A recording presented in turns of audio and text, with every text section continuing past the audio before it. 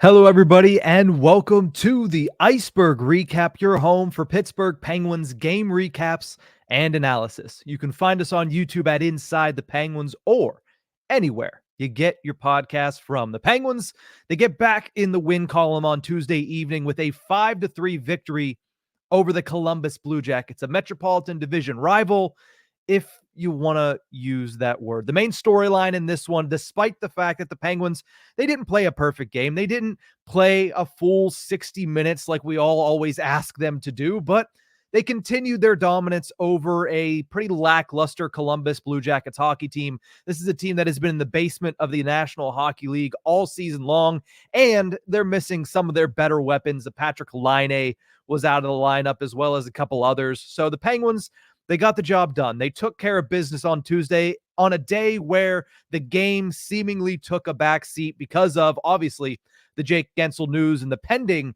Jake Gensel trade that we all expect to come here at some point in the next 24 to 48 hours. So that was the primary story yesterday, was the Jake Gensel news. But the story on the ice was the Penguins extending their home winning streak over the Columbus Blue Jackets to 14 games. The last time the Penguins fell to the Blue Jackets on home ice, including the playoffs, was November 15th, according to Aaron Portzline. That was before Mike Sullivan was ever hired. So yeah, Mike Sullivan has never lost to the Columbus Blue Jackets on home ice. A nice little feather in the cap that probably nobody gives a crap about, but still an interesting stat nonetheless. Let's move over and talk a little bit about the goal recap in this one. It was a wild game, back and forth on both ends, and both teams really making a lot of mistakes. Let's start early in the first period. The Penguins take advantage of a turnover. Ryan Graves keeps the puck in the zone, passes it down to a wide open Jesse Puljujärvi, who got back into the lineup. He scores his first goal as a member of the Penguins, and more importantly for him, on a personal note, his first goal since returning to the National Hockey League following double hip resurfacing surgery last offseason. So a nice moment there for Jesse Puljujärvi. The Penguins obviously taking a flyer on him this season, but also giving him that second year. They would love it if he turns into a pretty consistent scorer in the National Hockey League. That's been the one pet peeve about Jesse Puljujärvi, if you look at his game so far in the National Hockey League, is he does everything right,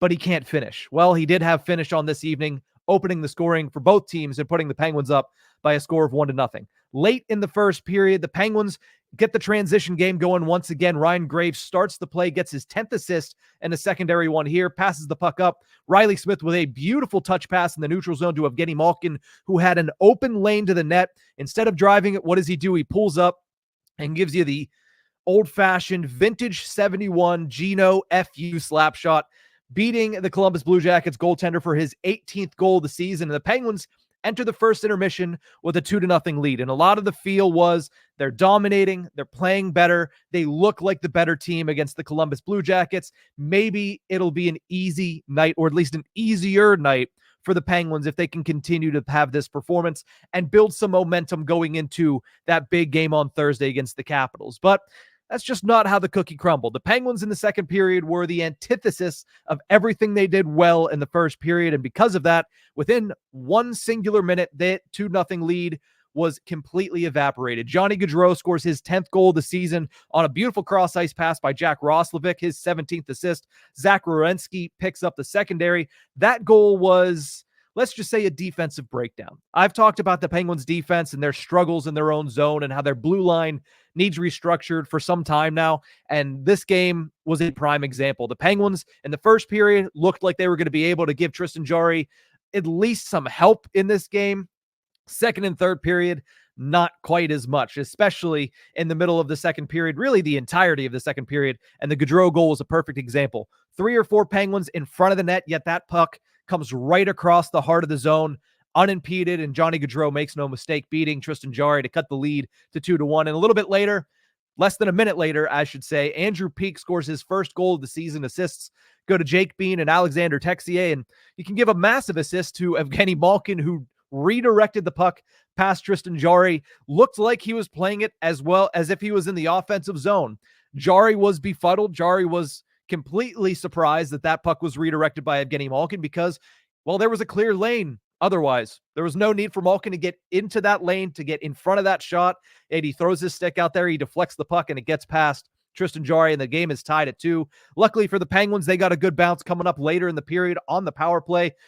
Eric Goodbranson tries to clear the puck. Instead, he shoots it up off of Rickard Rakell, and it bounces into the net. Penguins regain the lead at 3-2, and they needed that good bounce because the fortunes were going in favor of the Blue Jackets. All the momentum was in favor of the Columbus Blue Jackets at this point.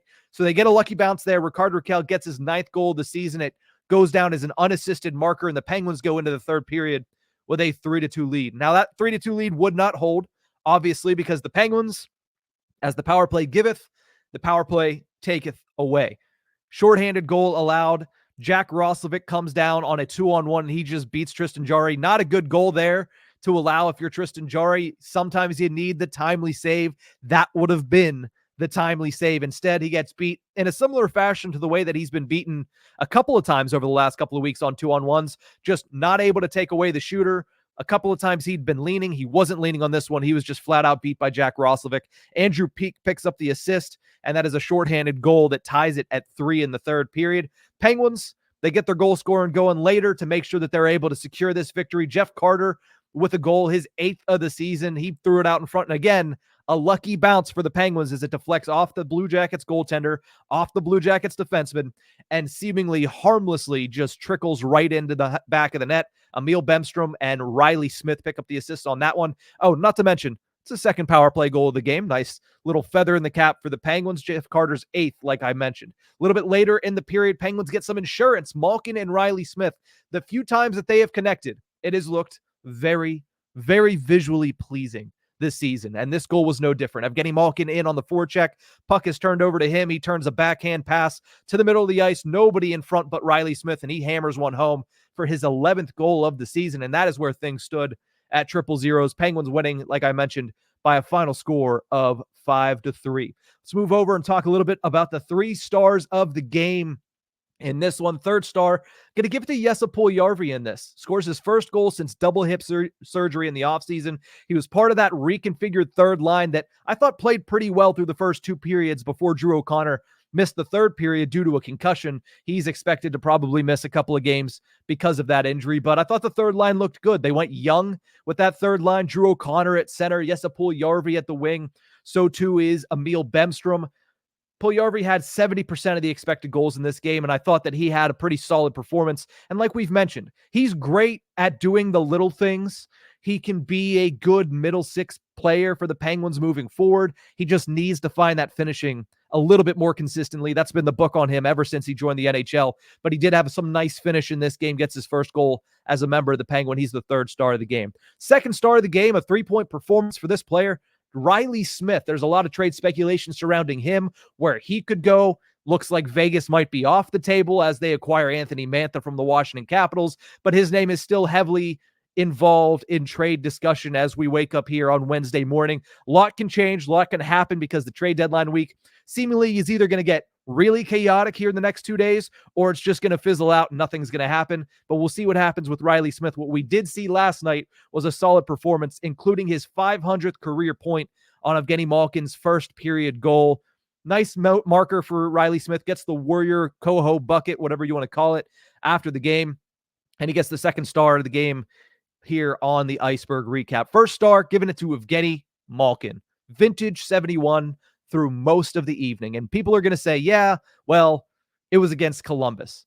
Again, why are we bashing on these guys for who comes up on their schedule? That's out of their control. What is in their control is how they react, how they respond to that pitiful road trip up in the Pacific Northwest. They were playing a bad team. Maybe it was the timing that lined up well for them. Evgeny Malkin put together one of his best performances of the season, a goal and an assist in this one, including that quote-unquote FU slapper that he had in the first period. Nice to see Evgeny Malkin have a little bit of jump. I know people hate when I say that, but it's the truth. He hasn't been at his best all season long, but he's starting to play some pretty good hockey over the last couple of games. If the Penguins can get him at the top of his game, maybe that gives some spirit, some hope for next season that he could return to what he was last season. Maybe not at a consistent basis, but a little bit more consistently than it's been this year, which has been, nearly, I don't want to say invisible, but very infrequently have we seen this version of Evgeny Malkin this season. The Penguins, they need that more often than not, especially through the remaining 2 years of his current deal. final thoughts in this one, and some people might not like it, but if you're going to praise this guy for everything he does right, you have to call him out when he does something wrong. Sidney Crosby did not have a good performance, which is weird because typically he absolutely obliterates the Columbus Blue Jackets. But I don't think it was anything to do with his talent, anything to do with his ability, anything to do with what the Columbus Blue Jackets tried to do to him in this game. Just seemed out of it. Seemed like he was disinterested in this performance. It might be that one of his better friends, Jake Gensel, is saying his goodbyes, potentially, is on his way out in the next maybe even couple of hours here, but his body language was horrible all night long. A couple of poor changes, including one that led to that Johnny Gaudreau goal in the second period. A lot of bad missed passes from Sidney Crosby that you don't typically see. He just seemed out of it. Now, here's the thing. If anybody has earned a night off, it's Sidney Crosby. He has been at the top of his game at the age of 36, no less, night in and night out through the majority of the season, 99.5% of the season. That doesn't take away the fact that he didn't look good at all last night. Doesn't take away the fact that a lot of that was seemingly self-inflicted. But he does, at least of all the players on the Penguins, deserve to take a night off. If he is going to have a bad night, he's the one that's earned it the most.